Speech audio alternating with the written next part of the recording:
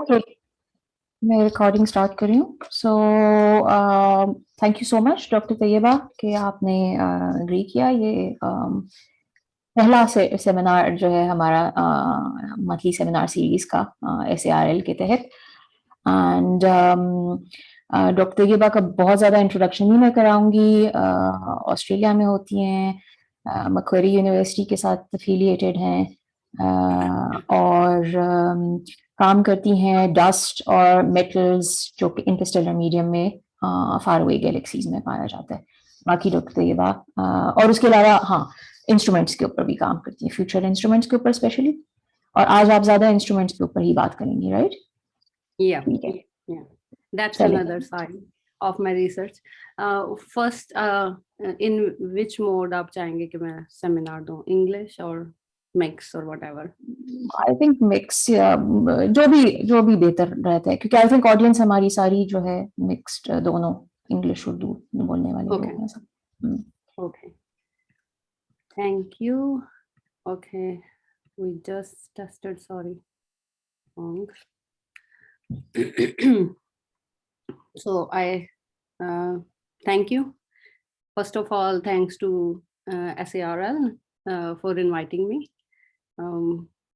I know Pakistan में जब भी मैं बात करती हूँ, they know some part of my astronomy side and other things, but never I talked about instrumentation. And I think for Pakistan, it's also very important to know the future coming telescopes, and also where we can step in, what we are missing out, seeing where the global astronomy is going, and what more we can do if we want to be on board.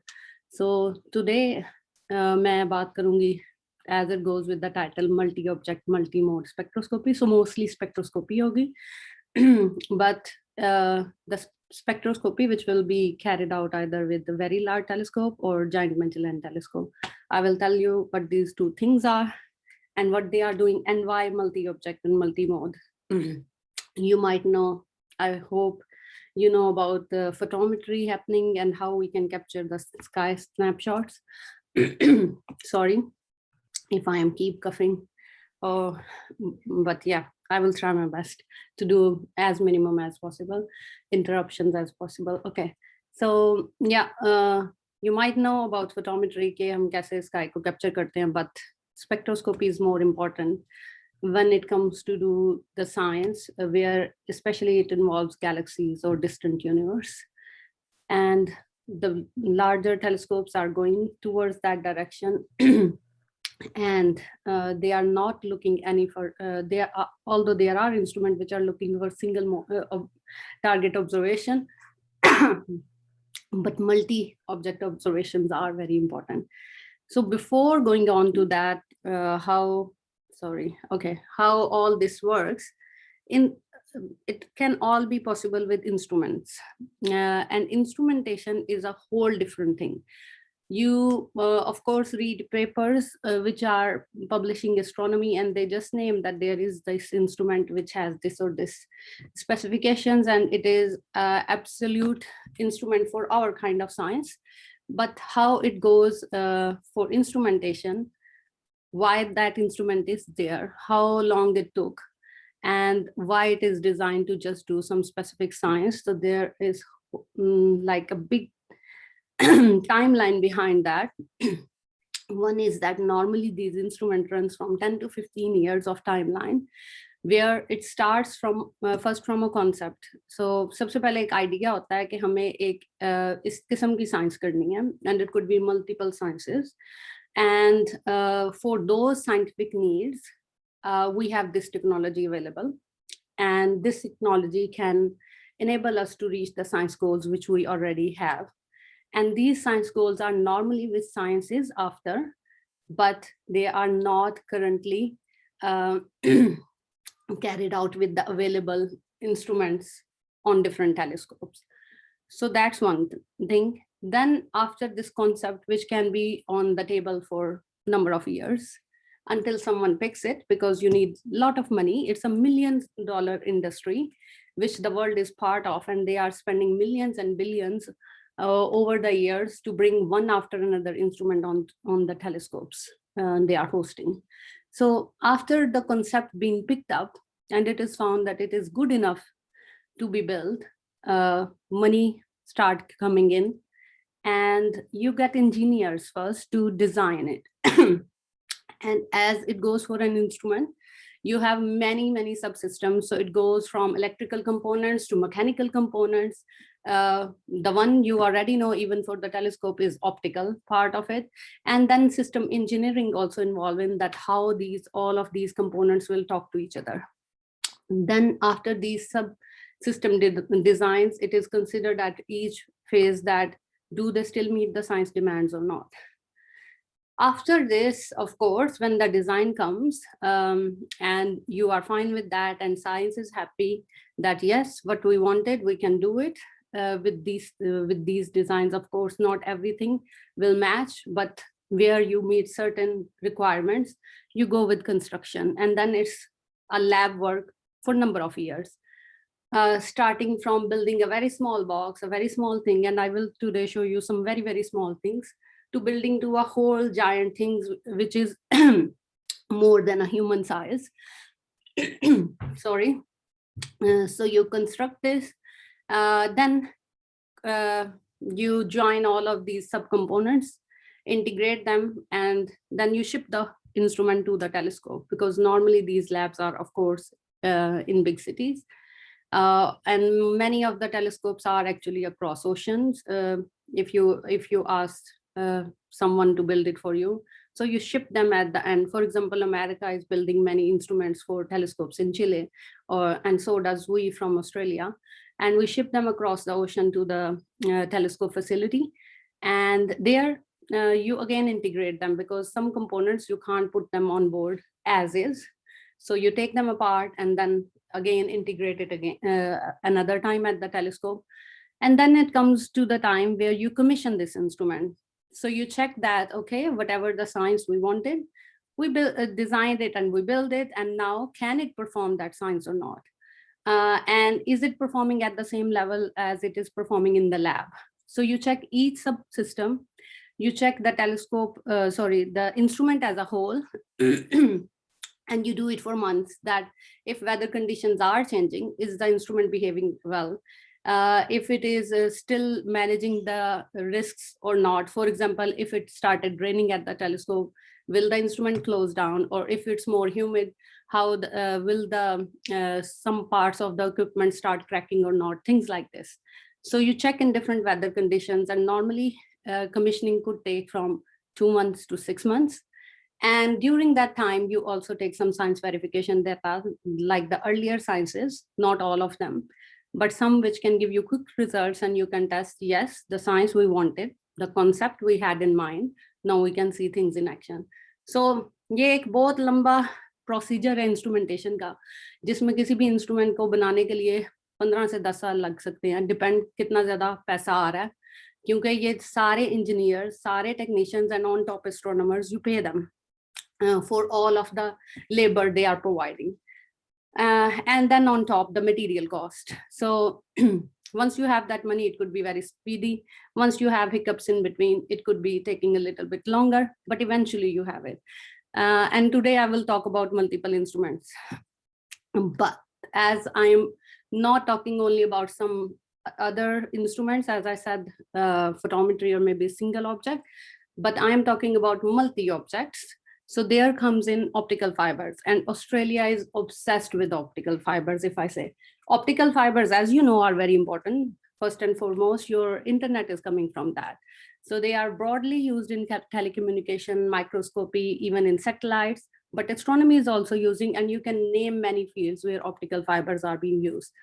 So for astronomy, the concept is coming back in late 90s, where it is found that you can use, for example, an optical fiber, and you can provide some cladding and buffer, and you can use it for your scientific purposes. The idea is same as it goes for single object, कि आप telescope को like pointed to a source, and then you can take spectra. But in case of optical fibers, you can put same as it goes for any optical fiber. You can point your fiber to hundreds or thousand, depends how many fibers you design in your instrument. You can point each fiber to a star or galaxy as it goes in the image here, and collect the data on the other hand. Now, just a single object spectroscopy mein hota hai, if you start collecting, you get most of the signal. Optical fiber, based on the length ke, like if you have 10 meter of optical fiber connected on the other end, this fiber slit is other end connected to a spectrograph normally. So agar wo ek spectrograph se connected hai aur wo bada small fiber hai, you have less light loss, and the longer it is, the more light loss you can expect it. Normally, it is not that sensitive. For example, a 50-meter fiber would be giving you the same amount of light which you are collecting from the sky through the telescope. But if you are going 100 meter, or let's say 200 meter or even more, you can expect that there will be some degradation of the light across that path, and you will lose a little bit of light. But still, considering the amount of time on the telescope, and for what you are investing on the telescope for each minute of observation, if you are observing, for example, one target source, and with optical fibers, if you can observe 100 or thousands at the same time, it is very effective, very, very effective. And for running surveys, mostly on the telescope, it is very important. Now, many times we have single target observation. That is good enough because we need it, and these targets are usually very isolated, or you want to go into more details. But sometime if you are running a galaxy survey, let's say you want to observe the whole southern sky, or for example, through Keck telescope, the whole northern part region, then these kind of optical fibers are very effective. And people must know, for example, SDSS delivering the largest spectroscopic data. And SDSS is also using fiber the similar way. So technology is in use across the globe to help us performing multi-object spectroscopy, and known from years. But again, technology is also developing over times, and you can keep innovating and get some new results, or maybe, for example, improve the efficiency of existing instruments. I don't know why I can't move. So in optical fibers, there are, as I said, different technologies can come in. Some already we know. For example, I mentioned SDSS, and the bottom picture is actually coming from SDSS, where you use a metallic plate. Aapke paas ek metallic plate ho, and you already have fixed hole drilled in that metallic plate. And what you do is, which is already happening from years and years at SDSS, which is run by, of course, US, that you come during the daytime, एक fibre को, यहाँ पे different colors जो हैं ये आपके fibers हैं, और आप उन्हें plug करें on that plate based on the position जो आपने बनाई है कि आज रात मेरे sky पे ये galaxy यहाँ पे इस time पे visible है, and I'm gonna plug it. There is a small video if it is working.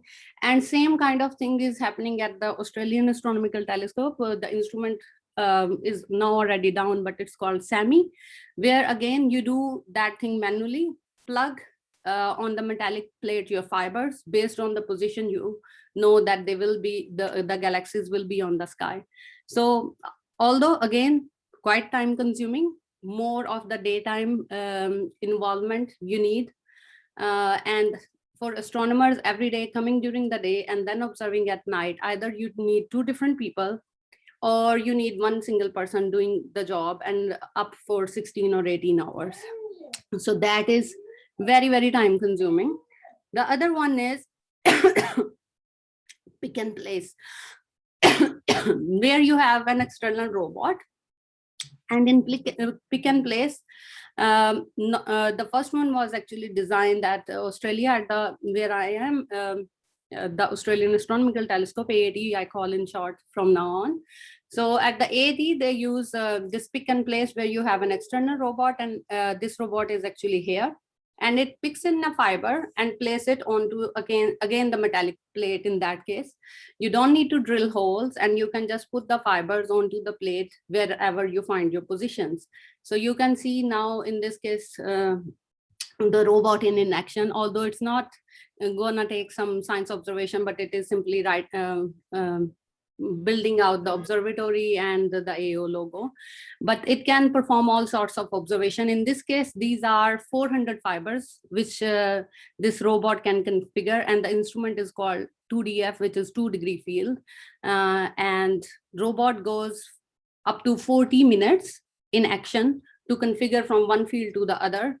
Once done, it will flip the telescope, the plate to the telescope side or to the mirror side, and then you can integrate. And as it is already showing, you have two plates simultaneously in this case. जो plug plate है उसमें आपके पास एक ही plate होगी, और अगर night time में भी आपने करना है तो आप नाइट टाइम में ही अपनी प्लेट में प्लग्स वो लगाएंगे ये फाइबर्स के, और आपकी ऑब्जर्वेशन ऑफ कोर्स स्टॉप हो जाएगी. बट पिक एंड प्लेस में you can do as having two plates, you can configure one and then go to the next, or configure the next and go to the one at a time. So that is more efficient. You can keep observing throughout the night. You don't waste time. But still, for each configuration, it takes 40 minutes to an hour, depend target की density क्या. For example, ये काफी dense है, but this field is not as dense. Then the third concept, which is कि अगर आप इससे भी ज्यादा डेंस जाना चाहते हैं, sorry, for example, not few hundreds, but you want to observe, let's say, few thousands of spectra at the same time. Our target density कुछ ऐसी है, each point यहाँ पे, each color is actually a target which you want to observe. Then we have the concept which is called spines. अब spines के case में क्या होगा कि आप ये strong spines बनाएंगे where you have a strong core, and then you have a fiber at the top. So fiber is this side, and there is a core which is attached to a static box, which we call at the bottom. And that box can only move these fibers from the, like it is static down there, but it can only move them or tilt them at the top. And as the video was also showing, in this way, if I can move it again, you can just move them for a short space, not like before that you can move them all the way long throughout the plate, but you can move them to very short locations. But as you have few thousands, you can configure as much of the sky as possible, and they just move a little or rotate a little, and you can get more and more of the stars or galaxies at the same time.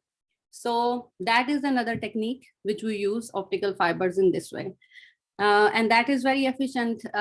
Like recently, if it goes, we just shipped an instrument which for the foremost telescope, which is one of the ESO European Southern Observatory telescope, which is called VISTA. And foremost, all of these bright dots are actually these spines or fibers. This is just a configuration which we made, as you can see, and these how these fibers can move. Just short, as I said, locations, but you can see them moving around. So foremost have a positioner system which is called ESO. As I said, it will be on the VISTA telescope. By ESO, it's a 4-meter telescope. As it goes, being a small telescope, of course, they want to observe more and more targets, and it's actually a dedicated survey telescope. So more and more fibers will be helpful, that you can observe like thousands of stars or galaxies simultaneously, let's say in an hour or couple of hours of observations. So see कि सर्वे कितनी जल्दी millions or billions में grow कर जाएगा if you have that many number of fibers, and that's only possible because of spines, because you move them from one location to the other very swiftly. Then the next one is, which is the new concept called Starbugs. Now, Starbugs is similar to what I showed you for 2DF, where you have a pick and place fiber. But the idea with pick and place, as I said, you need 2 metallic plates, and then it takes 1 hour to 40 minutes to configure a plate. So why not, instead of a plate, sorry, oh, why it's annotating anyway, why not use a glass plate? Metallic plate mat use kare, glass plate use kare. And then these fibers, what you do with that is that you also put in some piezo ceramic tubes with them, which can enable some kind of pressure, and with that you can generate some piezo electric effect in that way, and they can start moving. So some mechanical effect or mechanical pressure can then induce some current which can help them moving.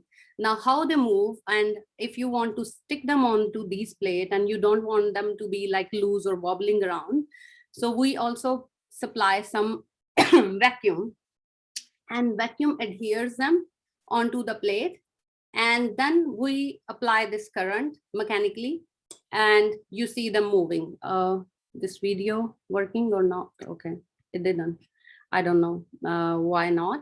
But yeah, they should be moving. You can see in the next one the same thing, but not as close as this one was supposed to be. Okay, it started working eventually. So these fibers are sticking, and as you can see that they can generate, because of the pressure, a current, and that can enable them moving.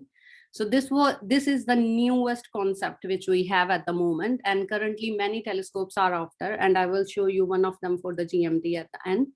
The idea behind is that we have 3 metrology fibers for that, what we call, which can specify the X, Y, and Z location of the fiber.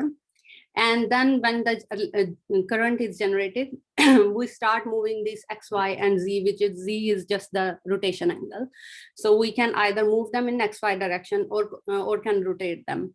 So that's how it works. And as these are self-mobile fibers, they can, or like miniature robots, they can move from one place to another within 5 minutes. So imagine going down from 40 minutes or 1 hour to just 5 minutes, and you can go from one sky to another within 5 minutes.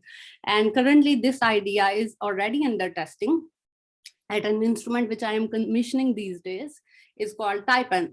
Tayyaba is on a 1.2 meter telescope, and you can see now this instrument in action already. And as I said, is commissioning. It means we are taking science verification data, and we already tested, and soon it will be given to the science team for the broader science goal for which the instrument is designed. So you see these 150 fibers, they have these cords, which we call umbilical. They are coming down, and there is a chamber which we call bug catcher. It brings them in, adheres them to the field plate, and then when they are moved to their position, it goes back at the top, and then we have these fibers. This is actually fibers shining through the glass field plate. This glass field plate is then moved toward the telescope, and then it takes observation. And they are so fast that they can move from one, as I said, from one position to another within seconds.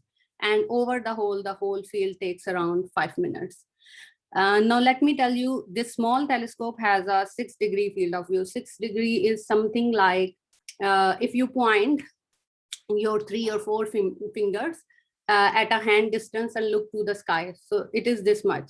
So imagine जब आप बड़ी telescope की जिनकी बात करते हैं, जिनका field of view 1 arc minute भी नहीं होता, जो कि आपकी सिर्फ 1 फिंगर होगी, समथिंग लाइक दैट, और इवन लेस देन दैट, और आप अपने हाथ के डिस्टेंस पे अगर आप स्काई को देखें तो आप इतना स्मॉल पैच स्काई का देखते हैं. So this is still 3 fingers, and 3 fingers going from one place to another, trying to cover all the 360 degrees. हमें कितना time लग सकता है. That's why having these kind of multi-object spectroscopy is so important to cover the sky more swiftly, which wasn't possible ever before. Now that's when I said that these are the main reason if you want to cover the sky. So multi-object was very important. Multi-object, I hope कि अब आपको समझ आ गया why multi-object is important and how we can do it. Other is multi-mode. So multi-mode is a different thing. Multi-mode is that again, instead of just कि हम fiber के through एक ही instrument पे multi-object observation करें, why not we connect two instruments? For example, in this case, जिनको नहीं पता telescope का, ऑफ कोर्स आपकी लाइट यहाँ पे टेलीस्कोप से ऊपर से आ रही है and then it falls on to your primary mirror and this is your secondary mirror, और आप अपनी लाइट कलेक्ट करते हैं, then it the light is transmitted to an instrument whichever is on action.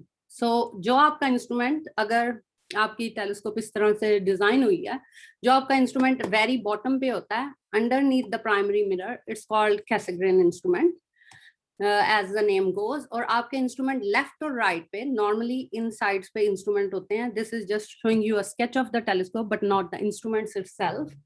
सो आपके instrument जो left और right पे होते हैं, they are called Nasmyth A और B, depends whichever you called A or B, but they are left and right instruments. So if you can connect an instrument at the Cassegrain to any of the Nashmith side, then it can enable multi-mode observation. Now, it will be very interesting if you can do it, because telescopes come with different instruments. Let's say एक ही telescope पे you got an optical instrument, and at the same time you got on the other side an ultraviolet or let's say near infrared instrument. If you have something like this, then by connecting one to the other, one instrument with another, you can actually, for example, extend the wavelength coverage. Let's say कि मैं optical or near infrared instrument को, if I connect them through a fiber link, then I can get the full wavelength range from the optical to the infrared. Otherwise, if I am not able to do it and can do multi-mode observation, then it means I will take first the observation, let's say, of optical and then the infrared, and my time will be doubled. So this will save a lot of telescope time, and it's very important. If you see, for example, for European Southern Observatory, which is one of the largest ground-based telescope observatory on the planet, so each night they have something around 1 million which they spend. As they have 4 8-meter telescopes. I will show them to you later. 4 1.2-meter telescope, and 2 or 3 they have 4-meter telescope, and there are a couple of 2.5-meter telescopes. So the whole suite, when they observe through them, they spend for each night around this much. So it is quite a lot. If you enable these kind of thing, and I'm talking about one single, I'm not talking about the whole observatory, but if you can at any telescope can enable this kind of thing, it can save a lot of time. Now going further. So our idea coming with fibers was actually, as I said before, enhance the instrument capability. As I said, longer wavelength coverage. Other could be that if you have higher spectral resolution, which you can achieve with one instrument and not with the other, you can perform that both together.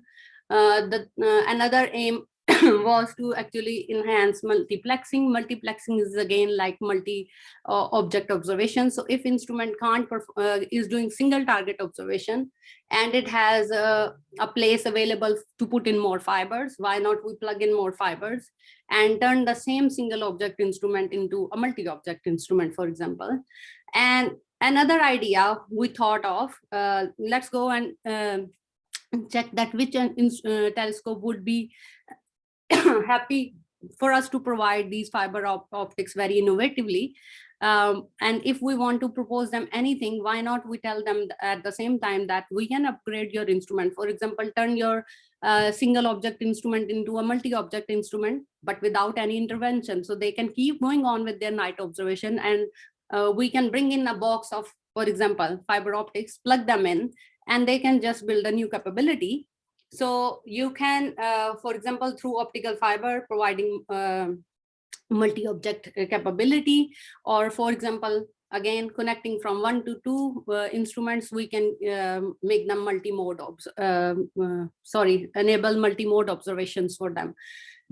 So the aim behind was also reduce the observation loads, not only on instrument, but also on telescope. So they can save a lot of money, because they, if one instrument is more in use, that is very true for ESO. That one instrument which is highly subscribed on one facility, it is being used more than the other two instruments, and normally they are just sitting there. It is the case for most of the night. I'm talking about the night, not the whole semester, but they are just sitting there because there is an overly subscribed instrument. So we can perform the observation with the overly subscribed instrument if we are, for example, observing the same region of the sky and we have a fiber on the other end, and it can take the observation for another, for example, PI or principal investigator as we call. So two people can get the same science data if they are looking for the same region of the sky and with the different instruments as they wanted for their science to be. The last one was again, which is pitching to the same thing, that simultaneous observation or multimode observation we can make possible, save the telescope time, and also meet the scientific demands. So looking that, we gone into two different telescopes. That if we have this kind of things and we can build this capability, we chase after very large telescope, which are coming from ESO and Giant Magellan telescope. Now for ESO, it's becoming very scientific, and I will be very brief. So tell you a little bit on over the top things, but if you want more, you can always ask me questions at the end. So for VLT, we have done a VLT fiber length study. It was very important as VLT has 4, as I said before, 8-meter telescope, and each telescope has 3 instruments. So 3 times 4, you got 12 instruments at the end. And on all of these telescopes, one of the instrument is highly subscribed, and that's why other 2 doesn't get much time. And why not give this the same aims what we listed before? We go after them and give ESO something new that they can make most of the time, and they are actually spending per night a lot. So why not give them something new? So this was the study which I initiated. And as you can see that VLT over the night time moving from one location to the other is tracking the sky. But as I said, only one instrument is being used most of the time. And all of these telescopes, actually there is this 1.2 meter telescope, but there are 4 at that platform. So all of these are running simultaneously. And this is actually parallel, if I missed. So La Silla is another facility. There are also radio facilities like ALMA. So there are many telescopes which ESO is hosting. But just for example, for this parallel case, when we go on and targeting these 8-meter telescope, we first already, which we are part of, we give them the QVIS fiber link. So QVIS is an upcoming instrument, which I am already project scientist of, where we are giving them a fiber link connecting to UVIS. So names as it goes from cubes and UVIS, you might have no idea. So first cubes is an ultraviolet Echelle spectrograph. Echelle spectrograph means that iski bahut zyada high resolution hogi. You are not getting just one single spectrum, but actually you are splitting chunks of spectrum and seeing them at as high resolution as possible. So ultraviolet light is very challenging, especially from the ground. From 300 to 400 nanometer, or if it's an angstrom, it's 3000 to 4000 angstrom. You mostly miss out because hamari earth ki jo aapki protective layer, atmospheric layer, it doesn't let the UV light to pass through. They pass through a very little, and you need to reach high sensitivity to see stuff in there. Or if you are able to get that, again there is the reduction procedure involved to reduce that atmosphere. So cubes is just targeting this wavelength range, so very short. Or एक ESO जैसी facility जिस पे already इतने expensive instrument है, and night time is very important because you spent a lot, just 1000 angstrom or 100 nanometer was too little. So they want some fiber link which can connect it to another instrument, which is again another high resolution instrument, and it is called UVIS. So UVIS go from again 300 nanometer up to 1100 nanometer. So it is almost covering the wavelength range which cubes already has, but cubes is giving higher sensitivity. So UVs is good from 400 up to say 1100 or 1000 nanometer. It is very, very efficient in that range. But cubes will be targeting specific this wavelength range, as it can go 3 times more deeper than UVs.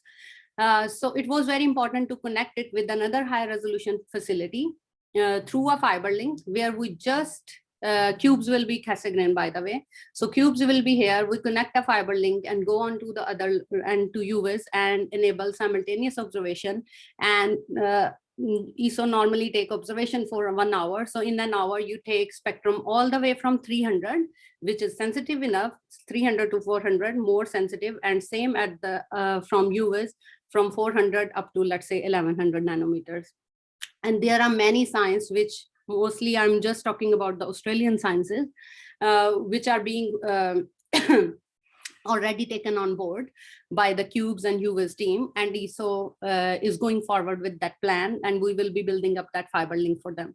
So we've gone ahead that, okay, this is the light which is coming at the end from cubes, and we take it then to the we put the fiber at the cubes end and take the light.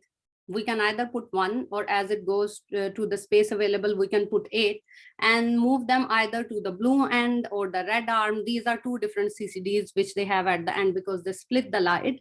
So we split them with the dicrite, which is already available at UVs, and we collect them at the 2 different detectors or CCD, whatever you call. So we don't need to give them anything. It is the cheapest project which we can give them, and it is just plugging in a fiber, which is again like that plug and place fiber which I was telling you. We, without any intervention, we plug it in, and UVs is now capturing light at the same time and recording on its CCD, while cubes is actually looking towards the at the sky. But you see for free light at the UVs end. So this idea was clicked by UVs, by ESO. And I then initiated that, let's see other telescopes, because there are 3 more. Or even for the same telescope, there is another instrument. And we tried looking that, can we give for the other telescope something similar or not? And as it goes, idea was again to pick up light at the front end, split it up, and if there is a dicrite available, for example, and gather it at the other instrument. So turn the single mode observation into multi-mode at the same time, or let's say multi-interface observation.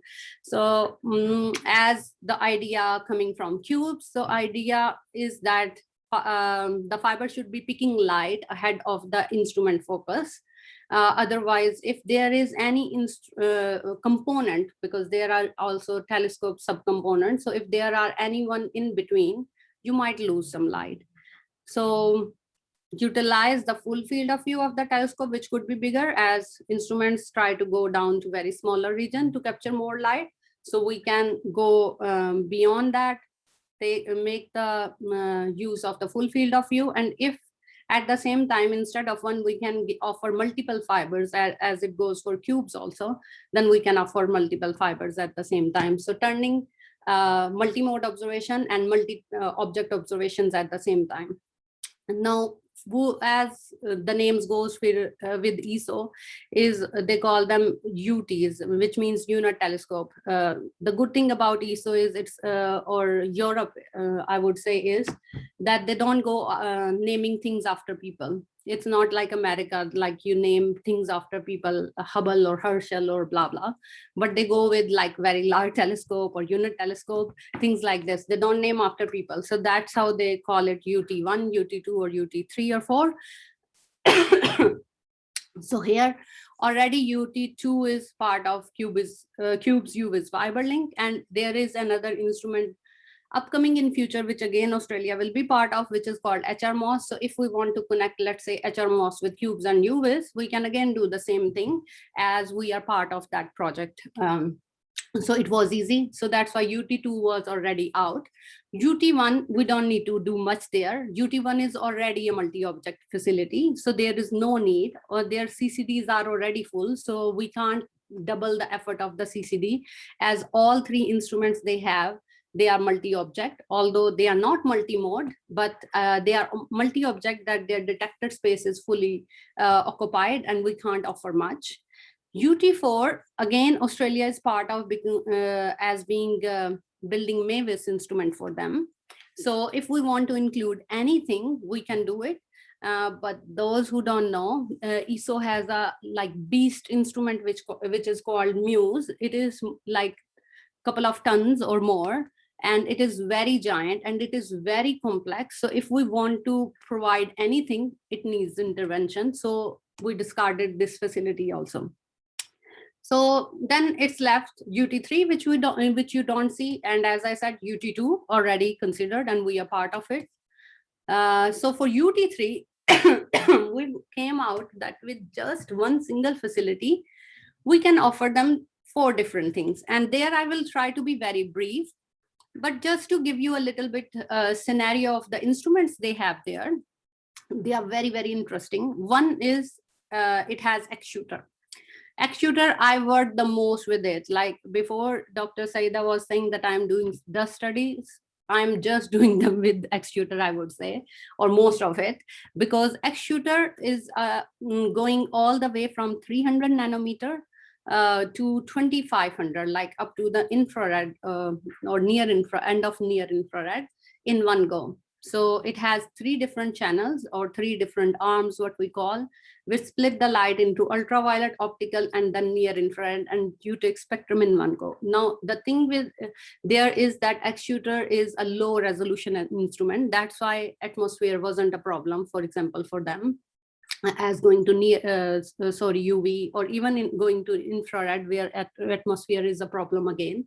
But it can go very deep as being low resolution. So जिनको नहीं पता, high resolution instrument normally, क्योंकि आप अपनी lines को बहुत अच्छी तरह रिजॉल्व करना चाहते हैं, तो आपको उतना ही डीप जाना पड़ता है और उतनी सेंसिटिविटी हाई चाहिए, पर एट द एंड स्टिल आप ब्राइट टारगेट्स ही ऑब्जर्व कर सकते हैं, बिकॉज आप एट द सेम टाइम उन्हें हाईली रिजॉल्व करना चाहते हैं अपने स्पेक्ट्रम को. So you can't do both, that you can go a lot deeper and at the same time you can resolve the spectrum very well.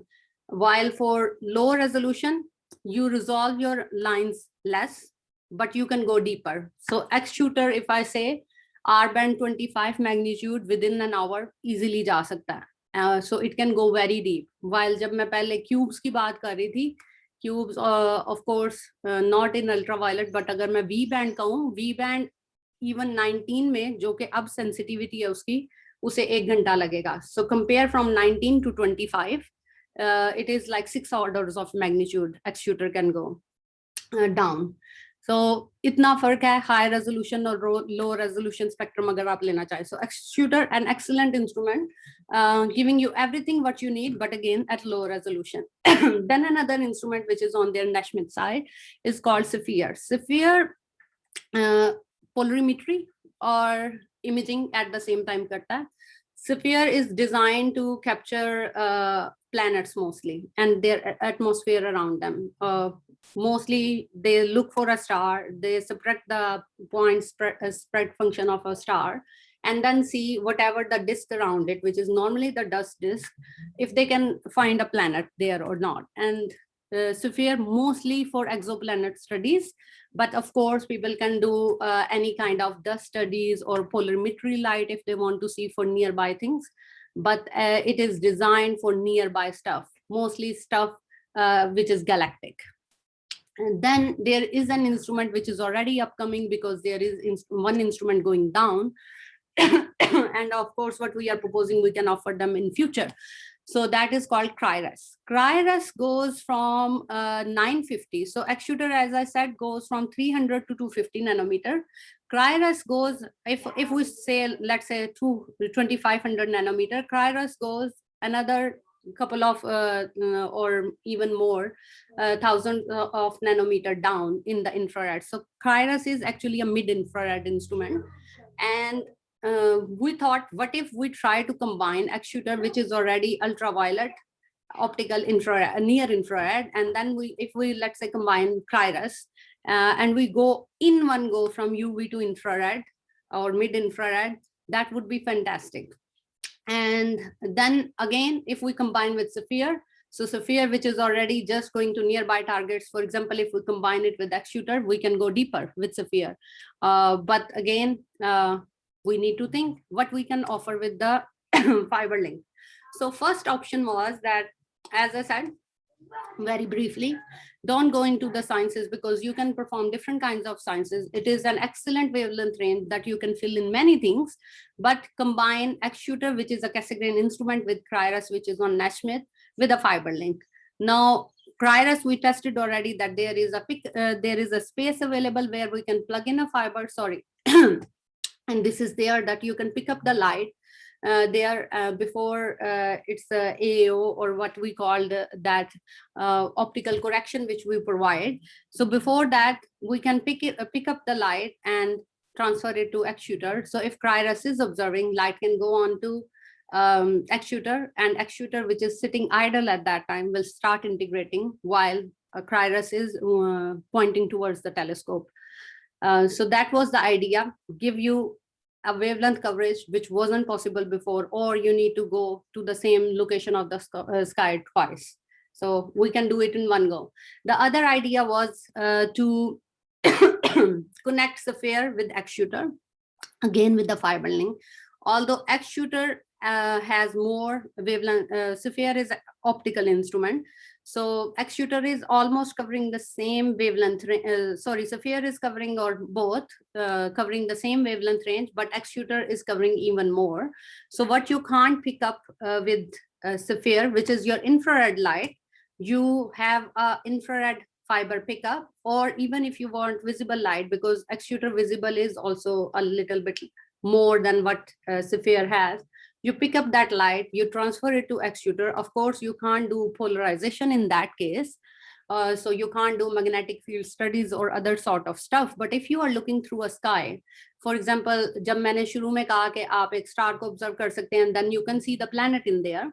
The same star you can observe with X-shooter also. So when you are doing the planet study, at the same time, you can do the star study, that why this star was able to produce a planet in its surrounding.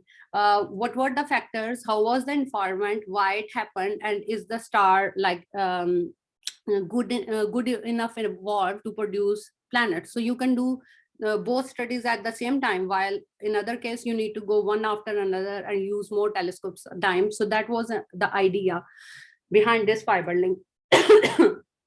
Then X-shooter itself, as covering a larger wavelength range but single target instrument, we find that there is a space of 9 fibers which you can plug in, and you can put a fiber slit over there. If you can see here, so you can put a fiber slit over there, and you can observe instead of one target but 9 targets simultaneously. So turn single object instrument into a multi-object instrument. So that was the third idea.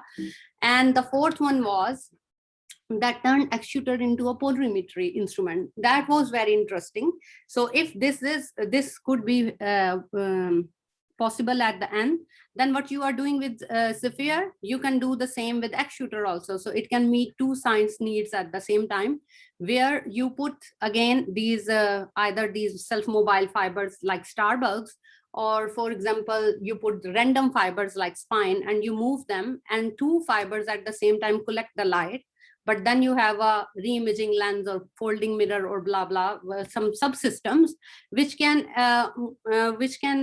collect your light and fold it well, that you can see the polarization at the end. So you have light coming from two directions, and then you can combine it into the one and get polarization. So many things, many science studies you can do with that. So we presented this idea I think last year to ESO. They picked up the first two, which I mentioned, the Criris one and also the sphere X-shooter one, very well, although they were a little bit skeptical of putting more fibers into X-shooter. There is space, but they were like, okay, X-shooter is highly demand instrument. We would like to touch it a little less, as there is a consortium involved with that shooter. So any intervention would need their approval. So it will go to whole bureaucratic things, while the other connecting two instrument is ESO thing. And we can just plug two instrument by connecting one to the other. So that was easy. So they liked this idea, and now we are working on it. Again, million of projects coming along our way because of this. Now, going quickly, as VLT took a lot of time, the next one is you doing the same kind of thing as the Giant Magellan Telescope. The telescope is not there, let me tell you. Telescope will be coming, and it is a segmented mirror telescope, and US is already master of building segmented mirror telescope. Keck is already a segmented mirror telescope. In this case, there are 7 mirrors which will collect the light at the end that you have. They make up 24.5 meter telescope at the end. So it's one of the extremely large telescope which are already on the table. For those who don't know, there are 3 proposed telescope. One is the ESO's extremely large telescope, that will be the biggest 39 meter ground-based telescope. Then comes the 30 meter telescope. It's again a US project, but it is down there because of some political issues. So we don't know when it is coming, but initial plan was to put it on Hawaii. And the third one is again a combined project, which US is actually a major partner of, but Australia is also 10% partner of this. This is called Giant Magellan Telescope. And you are seeing this movie where they are polishing mirrors. So already the ground is lagged because the telescope will be in Chile. And the dome is already in construction phase, and mirror, I think one of them is already moved, and the other mirrors they are already polishing, and they will soon be moved. So it will be coming up, as it says, in mid next decade somewhere, and it will have some 2 first light instruments, what we call, which are G-clef and G-max. So already, agar aapko thoda idea ho gaya low or high resolution ka, then G-clef is a high resolution instrument. Both are covering the same wavelength range, but G-clef high resolution, again single target, and G-max a low resolution instrument, again single target, but G-max with a little bit higher field of view, which is 7.5. But what is the point if you are doing single object at the time? Out of that 7.5 arc minute, you can only, which is less than your finger, as I said. So 1 degree is almost your finger. So it is less than 1 degree. So you will observe only 1 target at the end. So no point that you can do much. But we are building an instrument for them, which is, or now, as I told you, the instrument phase is already, we are in the design phase. So not in the construction phase yet, but it is called manifest. So manifest is, again, the idea is, as it's in design phase, I can't use some fancy things, but just the design images. If they make sense, it will be as big, more than a human size, as you can see, actually more than 2 human or whatever. It will be that big. And it will again use glass plate. There will be fibers sitting, but not like Starbugs, where you are seen in the video that fibers were coming from the top and adhering on the glass plate. And when they stick through the vacuum, we move them towards the sky. In this case, as it will be on the Cassegrain, so fibers will be down there, sitting near the ground level, and they will be moved up, adhere to the glass plate, and then they will be walking around as the Starbugs were, and they will take multi-object observations. At the same time, manifest doesn't have any spectrograph at the end. It is just giving you the fiber system.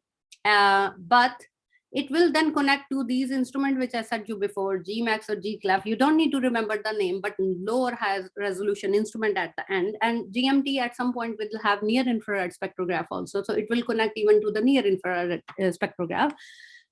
Making the field of view, which is 7.5 for the case of G-max, it will go to 20 arc minute. Again, 1/3 of your 1 degree, but that is the most GMT can go for. So it is good enough. We are going a reduced field of view for the first slide, but we will give the full thing at the end, because the field plate will be for 20 arc minute. So simultaneous observation is again another goal with any spectrograph which is available, either optical, low or high resolution, or infrared. So already manifest is designed seeing the first light instrument G-max and G-clef, and I will tell you a little bit more in detail about that. And then it will even provide integral field spectroscopy. So I was showing you SEMI before. Integral field spectroscopy is where you combine the photometry and spectroscopy at the same time. So if you are doing spectroscopy, you will just have the spectral information. If you are doing photometry, you just have the spatial information. But if you put fibers in this way, in this case are fibers, you can use lenslet or other. I will not go to details of other things, but if you combine, bring up a method where you can get both spatial and spectral information simultaneously, then we call them integral fields, spectrograph or units or whatever you call. So IFU in short, or IFS if you see it otherwise in papers. So it will give spectroscopy or integral field spectroscopy simultaneously. So either spectral or spectral plus spatial information. So that what manifest is bringing. And for manifest, we find that it is, as I said, it's not the case like Starbugs for Taipan, where they are coming from the top. As we are putting from the bottom to the top, which will go this way, we need to improvise our Starbugs design. So this we called, if you can see, okay, this we call star spines. So for these star spines, we mix the both spine concept. That's why I explained you that before, and the Starbug concept together. As Chile is also a place where you see more frequent earthquakes around the year. So if we want to avoid that fibers already gravity invariant, that they don't fall off from the glass plate, or for example, you are taking an observation and in the middle there is an earthquake and your fiber falling. So we put them these stronger, as the spine I told you, they were rigid. So we put that rigid box at the bottom, which hold them very well and very tightly, and you put them at the end. Now, by putting these rigid spines, which are very static, we also don't need to provide any vacuum to them. So they can just move as much as they are allowed within this range by their boxes and by this rigid box. And you can see they can also overlap, and that was perfectly okay. So it's not like spines which can only move to a small location, but mixing the two designs, we make them that they can cross over each other without causing any problem, and we can use the same kind of thing and turn them gravity invariant. So new concept from Naismith, which was the case before. Now we can even go to Cassegrain. So we can offer anything by just either combining or coming with new idea. And that is the concept as it will go for manifest. Here is some... sorry, मैं आपको वो कर रही हूँ, interrupt कर रही हूँ. अगर हम top of the hour की करीब हम wrap up कर लें ये talk वाला part, it is finishing. Okay. Yeah, it is finishing. Just 2-3 more minutes. Perfect. Thank you. So you can see we tested in the lab. We don't need any vacuum, and they are sticking very well. Even if we move them, of course, it's hand movement. But as we are in the design phase, we are finding that it is well. Once we will build the subsystems, you can see them. And the Starbugs are not like red or green anymore. But for example, in this case, just green. It is just a technology thing where we use different material. So yes, we tested and we find that they adhere well to the glass plate and they stick there. So for manifest, my job was to see which sciences could be performed. And we find 5 different bunch of main science field where 15 science cases come at the end. I won't go into details. They are going from exoplanet to nearby universe, to the extragalactic universe, even to the transient universe. And these 15 science cases help us defining that which modes we can offer. Especially with the first 2 spectrographs, which are already will be available when manifest will be actually the 3rd instrument after GCLEF and GMAX. So these 2 will be available. So which modes we can offer, and we find that we can either provide all of these cases are multi-object. So manifest can provide multi-object, or in this case, like GMAX mode B or C, it can provide even IFU observation, and many science needs can be met after that. And as it goes, after when manifest has near-infrared spectrograph, we can also offer a multi-mode observation with near-infrared spectrograph or polarimeter. Now, those who are curious enough, or even from the faculty, if you want to join, we are still looking as it is in the design phase. So more science cases, you can partner with any either American or, for example, Australian, or even they have Brazilian partners. You can partner with them and can propose your science and can get guaranteed time, because manifest is already coming up by the end of actually end of this decade. So it will be coming online before that, and you can get guaranteed time on the telescope if you are already part of the science cases. And here just a scheme of how it will look. So for each mode, we find that if we are giving all of these fibers and the space available, how many we can offer modes for each mode fibers at the end, and what it will make to cover the whole field of view of the telescope. So it came out to be a number of 900. This is nothing to scare you, but as it goes for the design, we are checking, are we meeting science demands or not? So that's how it is. As I took already a lot of time, I will leave you here with the summary, which will stick here. So if you have any question, I open the phone to you. Thank you so much, Dr. Tayyaba. Exciting चीजें हो रही हैं बहुत सारी. So please अगर किसी ने सवाल पूछने हैं, जी doctor Fazil. Thank you, very exciting talk, Dr. Tayyaba. Just a couple of things which I just took them slightly, in a different way than you intended to be. Like first thing that that's a concern was like you are using these fiber optics on the surface of the glass, and I assume that what we want to do is that the light would pass through that glass and then come to the fiber optics. So this would generate all sorts of unwanted effects of the refraction and the light reflection through the glass that we avoid by using reflection setups. So if I'm right, then how would you take care of this thing? Yeah, maybe then I can ask the second question later on. Oh, actually, very good question. And because we are observing type, and we already know that.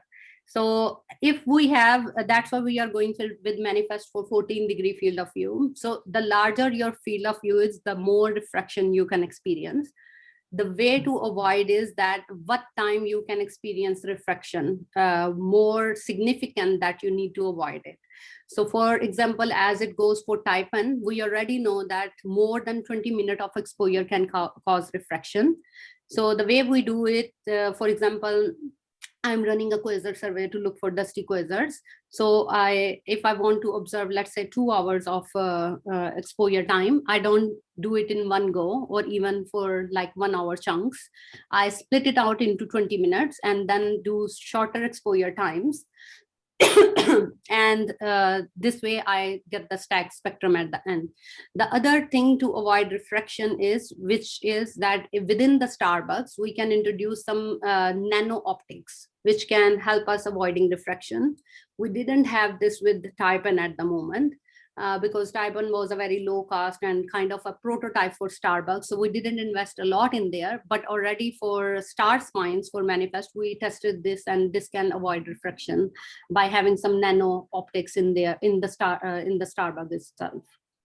Yeah, but this, I mean, as you said, this then you have to be smart based on case-to-case thing. So I mean, my point is that it would not be that generic because of this problem, right?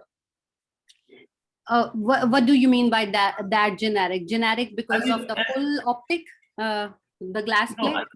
In terms of the use of the scientific problems, like for your case, you have come with a solution that you observe in a 20 minutes window. But if there is something that you have to do in a continuous observation, then this setup would not be that great, or?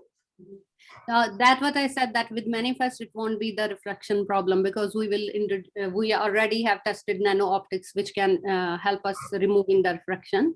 So type N, I was saying the type N which is already commissioning, we can't do much there. So as it goes for type N, the idea was mostly to test that can we make these self-mobile fibers, can we turn them into walking robots or not? So that was the main thing. which we already tested, and Type-N is just on like 1.2 meters small telescope. So we tested that, yes, we can turn them into a walking robots. And now the whole thing, refraction, turning them into IFU, that is another thing which we already are working on with manifest. So all these sorts of things are already considered in manifest design, and they won't be the issue, because of course the $1 million extremely large telescope doesn't want to have these sorts of things. Thank you. So one more thing about this cubes and US that you are explaining. Yeah. As they're observing in overlapping wavelength range, so if you are splitting the light for the two instruments, doesn't it increase the integration time for the for your sources? No, because as it goes for ESO, they don't take more than an hour observation. That's their standard. And as it goes for US is already very good for sensitivity. If we see in the optical, which is their red arm, and cubes is good, as I said, that sensitivity is 2 to 3 times higher than in case of cubes. So in that case, if we are collecting light, it won't be the case. We actually already estimated that more than from 70 to 80%, we have done some simulations. So 70 to 80% of the light you can still collect with UVs. So it will be very rare you need to repeat it. So signal to noise won't be that low. You will be still covering up to 80%. Thank you. Thank you. Sorry मैं mute हो गई थी। खदीजा, आपने सवाल पूछना कुछ? जी, thank you, Dr. Tayyaba, for such an interesting talk. My question is, for multimode instruments, for example, you mentioned cubes and VLT. How do you ensure that the two instruments are compatible? I mean, in terms of back-end programming. For example, when cubes and UVs, as I said, and which already Dr. Fazil asked, they are both high resolution, so they are compatible. Now, when we consider that, can we connect them through fiber link? One which already Dr. Fazil mentioned, we see that if we can cover them with the same exposure time. Second, we see that if there is space available, so if we have some place where we can pick up the light, we also check that. Are you talking about the software part of it or something else? I don't know. But yes, again, yes, I think I'm talking about the software part, yeah. Okay, is it for data reduction or is it for observation? Observation. Okay, for observation, it doesn't matter, because the instrument which is sitting idle, normally for each night, all the instruments are turned on and they are just sitting idle because one instrument is in use. So their detectors are already, like, electrically they are on. So you can transmit the light. It won't be a problem. Even for observational point of view, if one instrument is providing, the light can be transmitted to the other without any problem. But data reduction will be the thing, as already, like Dr. Fazil asked, I'm keep coming back to that. These are two different instruments, a little bit of different resolution, little bit of different wavelength range. You can reduce data from both, but you can never combine them because they are different, although taken in same conditions, but you can't combine them for various reasons. Has been taken through different instruments, taken in different resolutions or wavelength ranges, or name it, the things which come forward. So reduction will be the thing where you can't merge the two and you need to treat them as separate data sets. And you can still do your science. So it will be more beneficial for the telescope point of view, where you can save time. But astronomer need to deal with two things as it was before. So I hope that what you were asking. Yeah, otherwise, thank you so much. Okay, thank you. Shaji, anyone else? Students में से कोई अगर पूछना चाहे? नहीं? Dr. Tayyaba, I have a general broad sort of question. Where do you see Pakistan or Pakistani science or Pakistani scientists starting with all this?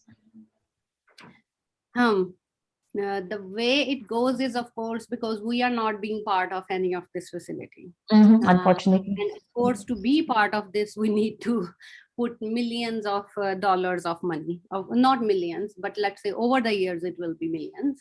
So for us, only way to go forward is actually that's why I mentioned manifest, because we are part of it. Or even if someone want to be part of, let's say, CUBES, or the instrument we part of are, or some of your collaborators, if they are already part of any instrument, I would say jump in time.